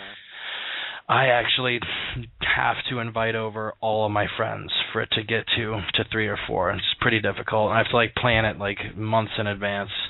I send out little RSVP cards and everything. Mm-hmm. It's cute. Yeah, it's got a Photoshop picture of you hugging Dana White with thumbs up. Yep, thumbs up. I agree, man. I mean, the money that they expect for people to give, to watch their stuff, I was a sucker for that. I brought that up earlier. I bought, I think, between 10 and 12 pay-per-views in a row. I bought a lot of them, and then at some point I was like, you know what? Why am I doing this? This is not sustainable. Ridiculous.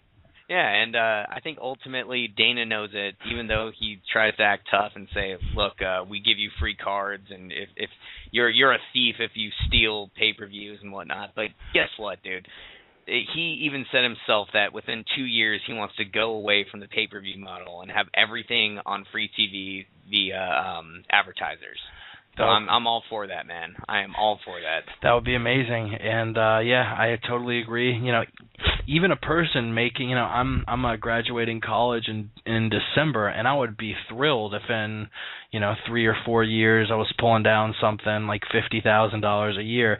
Even for a hefty salary like that, taking $1,000 a year out just to watch pay-per-views on Saturday night, that's 2% of your entire income. That's not feasible whatsoever.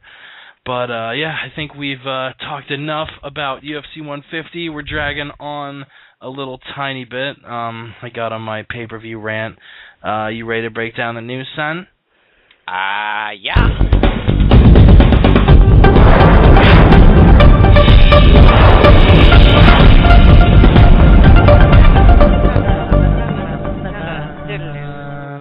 We have a couple weeks worth of news for you because we had a little glitch up last week with Blog Talk Radio. I guess let's get into the injury news, because injuries have kind of been at the forefront of this summer, and unfortunately have been at the forefront of the news recently. Josh Koscheck out of UFC 151 against Jake Ellenberger. Damn it, I was really looking forward to that fight. That was going to be a great fight. I absolutely was looking forward to it as well. We broke it down, the news, I think, a couple weeks ago. Yep. I can't remember the episode, but I think it was the one with Bravo, the most recent. I think we both said that if Ellenberger can't polish it off in the first round, he's going to lose a decision to Josh Koscheck. We did say that. Yes, but luckily we've got a replacement. And who is that, Jake? Actually today, like literally within a few hours of the fight, he was replaced by Jay Heron, which it's a pretty interesting choice. He hasn't fought in the UFC yet. He was actually in Bellator, or I think he actually fought in the UFC, but it was a while back. He got cut by the UFC. I'm looking at, he fought in the UFC up until 2005, was cut, and since then floated around Titan, IFL, Affliction, Strikeforce, Bellator, kind of the who's who of the lower MMA ranks. And actually, in his last 12 fights, he's 11-1. He's put together a pretty impressive streak. He won the Bellator Season 4 welterweight tournament, beating Rick Hahn in the finals. Lost to Ben Askren. I saw a funny thing on Twitter. They were saying, if Ben Askren wasn't so boring, I bet he would have gotten the shot at Ellenberger, which is entirely true. That is true. But they get Jay Heron, who actually was on that same card with Robert Drysdale most recently at Legacy Fighting Championship 12 last month. Beat Romario de Silva by Darce choke in the second round. Oh, and man. What an impressive win. Oh, yeah. So impressive. Romario de Silva. He's so good he doesn't even have a Wikipedia page.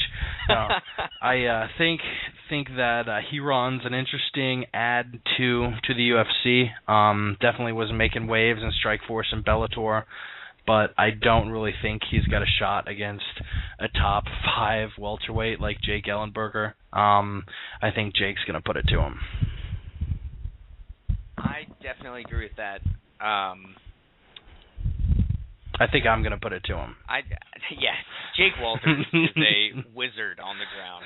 You should see the way he hits those Kimuras. No, I agree. I think Heron just doesn't have the skill set to beat Ellenberger. I mean, they're both wrestlers with power punching, but Ellenberger obviously has the power punching advantage here. So I'm going to have to say Ellenberger by whatever he desires. But then again, how many times have we been wrong where a guy comes in hungry and he doesn't look impressive and he ends up dominating? Right. Just like with Hector never mind.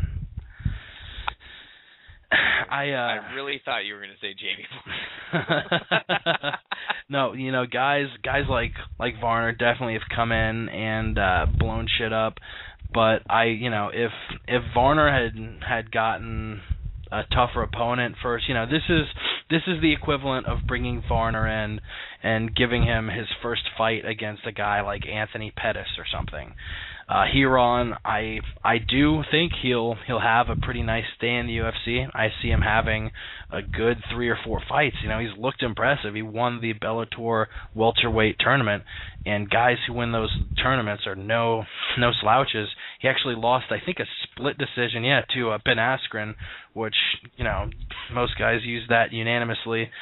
So I really think Huron will have his wins in the welterweight division, but he'll lose this fight. Another injury we had, Rory McDonald out of UFC 152 with a giant cut above his eye, required 38 stitches. A lot of people were talking about him just being able to be moved down to the next card a few weeks later at UFC 153, but his trainer, Faris Zahabi, actually came out recently saying he's going to be sidelined at least a month or two, isn't going to be able to get right in there, said the cut was a deep one, broke a couple layers. He actually apparently needed a layer of stitches under and on top, so it was like 2 layers of stitches, so it must have been a really, really gnarly cut. That was a goat's vagina, and I think Rory is hurt, not scared. Scared, hurt, scared. And I think, if he's getting hurt in training against guys who aren't necessarily going 100% at him, I really hope his face doesn't explode when BJ Penn comes at him throwing 100%.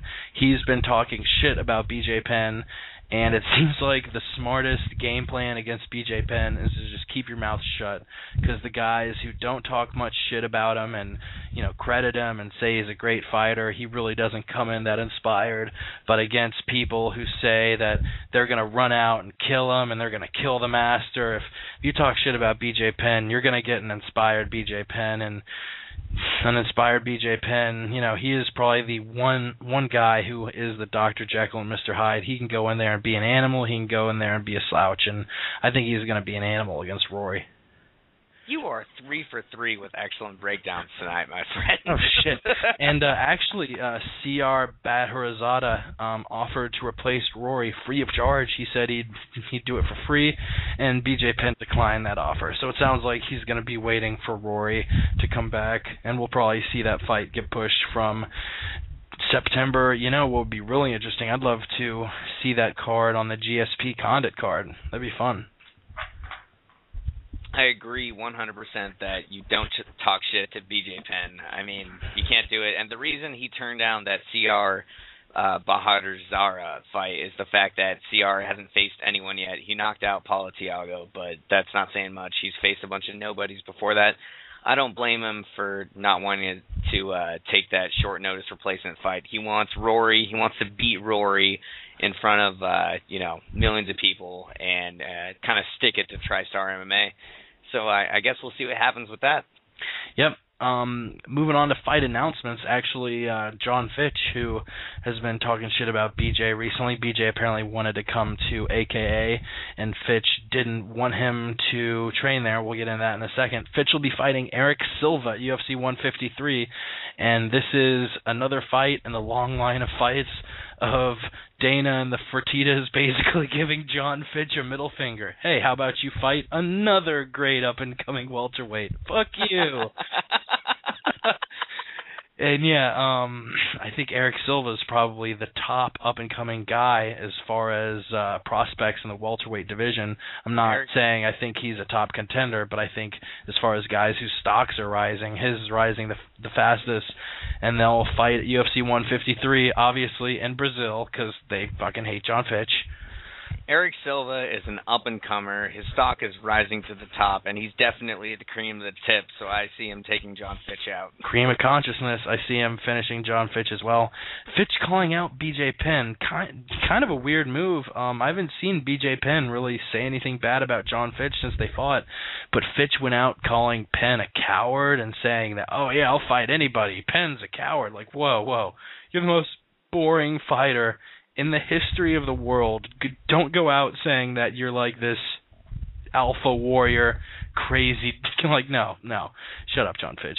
And I don't know if he's trying to jockey for another fight against BJ Penn or what, but I don't think it's working. I think John Fitch is going to lose to Eric Silva, and we're seeing a meteoric rise from who was the perennial number 2 at the welterweight division. His last 2 fights, a draw to Penn, a loss to Hendricks.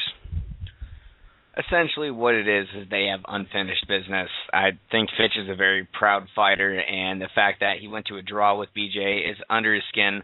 I don't think this is anything super personal. He's making it sound personal, but essentially what it is Fitch feels like he didn't get, his fair chance to rematch. They were supposed to have an immediate rematch after their first fight, which BJ pulled out of. I don't think he signed the contract or he got injured. So I think Fitch is just feeling that BJ Penn wasn't living up to his end of the bargain.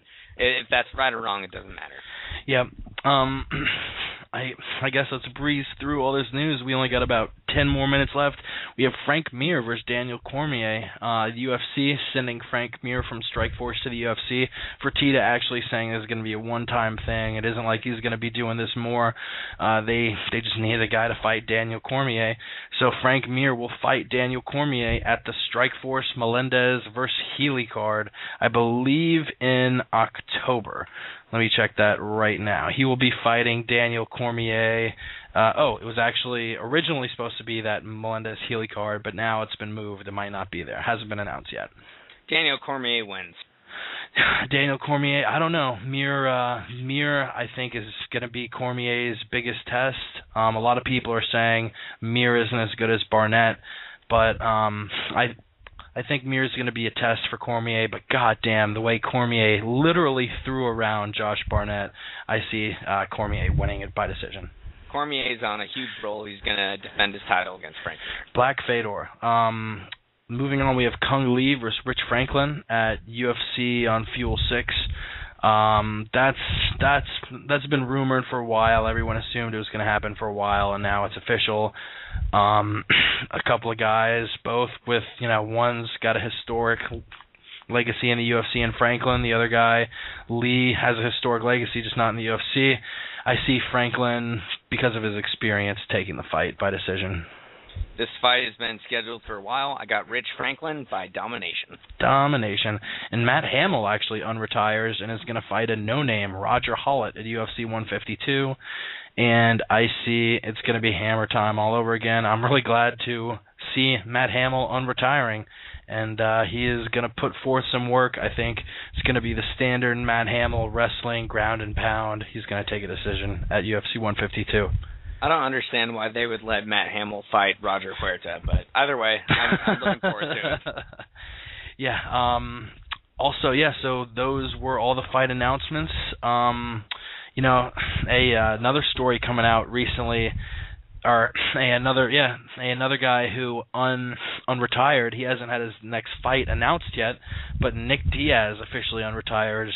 Cesar Gracie came out and said that Diaz is now unretired, that he was going to try and go to court with the Nevada State Athletic Commission because of that craziness with his suspension, and he wants Anderson Silva next, which the Silva camp actually said they were interested in, and the UFC said that's not happening. So we'll see Nick Diaz come back. I guess his suspension is going to end in February, right? I'm not sure when it ends, but this fight will never happen. Half of fighting is promotion. They want big fights. They're not going to get it after a kind of a controversial loss. So Nick Diaz unretires. Not that surprising. We'll see what he gets. Most likely he sticks at welterweight. Yep, I'm looking now. His fight against Condit was February 4th, 2012, and he got a year-long suspension. So he is off suspension February 2013 in about 6 months. Looking forward to seeing it. God, I can't believe it's only been 6 months. I really want to see Diaz back sooner than that. Same here. Which for a bullshit suspension too. I mean, everyone knows Nick Diaz smokes weed, but hey, I guess no one really knows how soon he was doing it before the fight. Talking about his fight with Anderson Silva, he wants it. The UFC isn't going to give it to him. Silva is apparently considering a move to welterweight.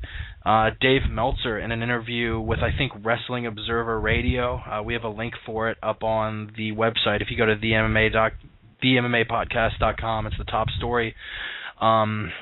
Yeah, Dave Meltzer saying the UFC higher-ups are thinking about moving Silva down to welterweight early 2013. And we've also heard from Lorenzo saying that if George St. Pierre beats Carlos Condit, that GSP's following opponent might be Anderson Silva in a super fight. That would be the tits. We have been, as MMA fans, waiting for this fight for years, and it might finally happen. Literally 1.5 to 2 years I've been waiting for it, but at this point I'm going to say it's not going to happen. If they were going to fight, it would most likely be a catch weight, which they can't do, I don't think, for a super fight. Ultimately, I don't see Anderson Silva making 170 pounds. There's no way he can do it. He used to be able to do it, but his frame filled out. So I'm going to say this is all just talk until it happens. I don't believe it. Yep, and we got a few news stories I'll breeze through real quick. Pettis and Cerrone trash talking. Cerrone saying Pettis is running from him. Pettis saying I'm going after the belt. You never had it.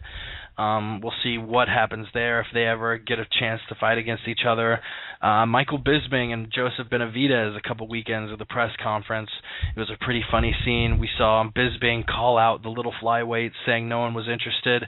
And Benavidez was able to throw a couple of barbs in there, talking about how they were going for a belt and patting him on the shoulder, saying, "Yeah, we'll definitely put on a show for you, man." Another couple news bits. We actually talked about Shogun and Ninja breaking up. Ninja not happy with Shogun's trainer. Actually, early today, came out a few hours ago, Nike signs John Jones. That's a goal John Jones had made aware to everybody that he wanted to sign with Nike. And finally, we had Chad Mendez allegedly wanted in a bar brawl case. He says he was surprised by comments. We'll see how all this pans out. We got a minute and change left. Chris, what did you learn today? We there? I think you might be muted. Hello? There he is. There he is. I learned that Brandon verified that he can hang with the cream of the tip. You learned that Brandon could hang with the cream of the tip. What did I learn? Usually I like to base it on a interview. But what did I learn today? Today I learned that Chris wants to debut a new segment called How Much Poop of Ronda Rousey's Would You Eat? And I am declaring myself interim champion until somebody can prove me wrong or somebody sends me a restraining order. I will eat way more poop than you. That is horrible. I really can't believe we talked about that so much. But, yeah, once again, huge shout-out to our listeners. You all make it worthwhile. The feedback we've gotten is awesome. Shout-out, like we said before, to MMA Mental, MMA Playground, Robert Drysdale. Sorry we couldn't get you on this week. We'll talk to you next week. We'll also have John Anik on next week. Catch us next week, Wednesday night as always, 8 p.m. Eastern, 5 p.m. Pacific. One more thing. And I believe we have one more thing, Chris. And we go. We go.